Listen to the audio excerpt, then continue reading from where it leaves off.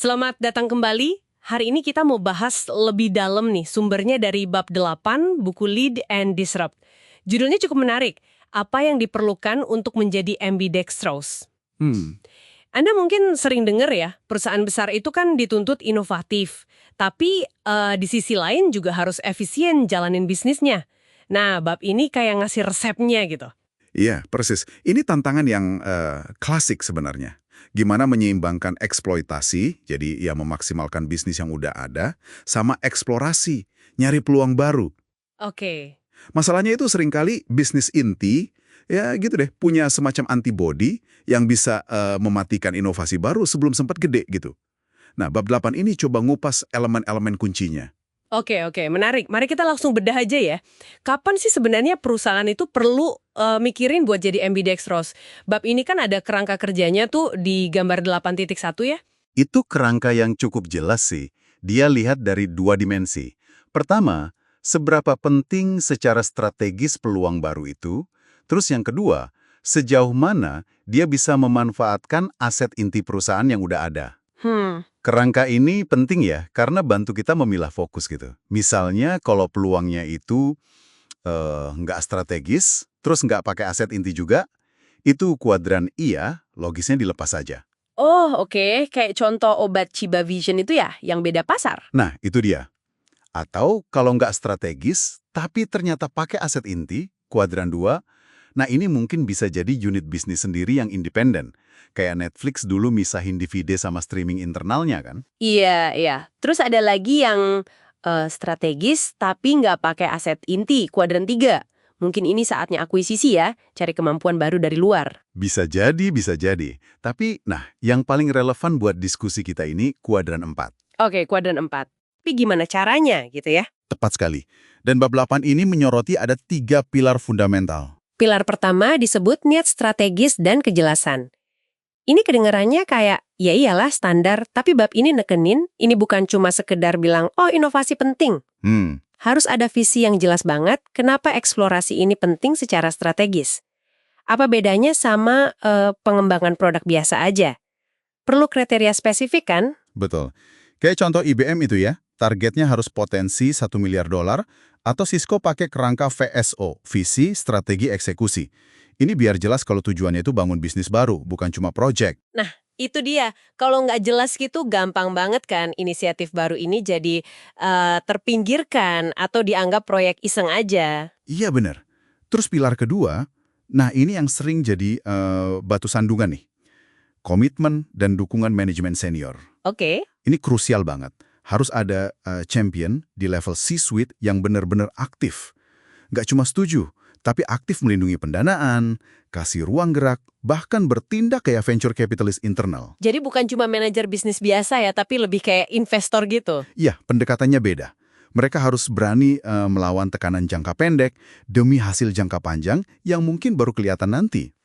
Tapi kan buku ini juga cerita ya, ada yang gagal kayak di SAP atau Cisco, tapi ada juga yang berhasil kayak IBM, HP. Bedanya di mana sih komitmen ini? Kok bisa susah banget di lapangan?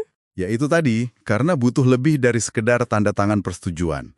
Butuh pemimpin yang secara konsisten melindungi unit eksplorasi dari, katakanlah, proses atau metrik bisnis inti yang bisa mencekik inovasi. Mencekik ya? Betul. Tanpa perlindungan aktif dan juga kesepakatan yang solid di seluruh tim senior bahwa eksplorasi ini sama pentingnya dengan eksploitasi, ya unit baru ini bisa layu sebelum berkembang. Bisa karena kurang dana, kurang sabar, macam-macam lah. Oke. Beralih ke pilar ketiga nih, ini juga kedengarannya wah kompleks. Arsitektur organisasi yang tepat. Ini kan soal struktur ya? Iya, struktur. Di satu sisi katanya perlu ada pemisahan yang cukup antara unit eksplorasi yang baru sama unit eksploitasi yang lama. Biar unit baru bisa punya kultur sendiri, yang cepat, adaptif gitu. Tapi bukannya kalau dipisah gitu malah jadi silo ya? Jadi kayak kami versus mereka. Gimana strukturnya ngatasin ini? Nah, Anda menyentuh intinya. Justru di situ seninya, dan seringkali situ juga gagalnya. Bab ini nekenin perlunya keseimbangan. Keseimbangan ya? Betul. Perlu pemisahan biar budaya baru bisa tumbuh, nggak langsung digilas sama birokrasi lama. Tapi penting banget, di saat yang sama harus dibangun mekanisme integrasi yang terarah, semacam jembatan gitu. Jembatan, maksudnya gimana tuh? Jembatan yang kuat yang dikelola secara sadar, biar unit baru ini bisa akses aset-aset krusial dari bisnis inti. Misalnya, merek, data pelanggan, teknologi inti, jalur distribusi. Tapi aksesnya itu nggak boleh bikin dia jadi lambat kayak induknya. Oh, jadi terpisah tapi ada jalur khusus buat pinjam kekuatan induknya gitu ya? Kurang lebih begitu, terpisah secara operasional dan budaya, tapi terhubung secara strategis lewat jembatan integrasi ini. Bukan pemisahan total. Oke, mulai kebayang. Dan satu lagi elemen penting buat menjembatani ini, itu adalah membangun identitas bersama. Identitas bersama. Iya, meskipun mungkin cara kerjanya beda jauh, kultur beda, harus ada visi besar, atau nilai-nilai inti, atau misi bersama yang mengikat semua orang di organisasi. Fungsinya apa tuh? Biar unit baru ini nggak dilihat sebagai ancaman atau anak aneh yang nggak relevan gitu. Contohnya kan kayak nilai jurnalisme di USA Today, atau misi Davita RX yang nyambung ke induknya, atau semangat satu tim di AGC atau Intel. Jadi kalau kita simpulkan nih untuk Anda yang menyimak. Jadi ambidextrous itu bukan cuma soal punya ide bagus doang ya. Jauh dari itu. Ini lebih ke soal mendesain organisasinya secara sengaja. Wah, ini tantangan kepemimpinan yang kompleks banget berarti. Iya, benar sekali. 3 pilar tadi, niat strategis yang jernih, komitmen aktif dari pucuk pimpinan, dan arsitektur organisasi yang bisa menyeimbangkan pemisahan sekaligus integrasi, itu fondasinya. Fondasi ya? Tapi, ya Bob ini juga realistis kok. Ini bukan formula ajaib yang pasti berhasil. Tetap aja butuh kepemimpinan yang kuat. Dan kenyataannya kan banyak perusahaan masih sulit ya mengalokasikan sumber daya yang cukup buat eksplorasi jangka panjang.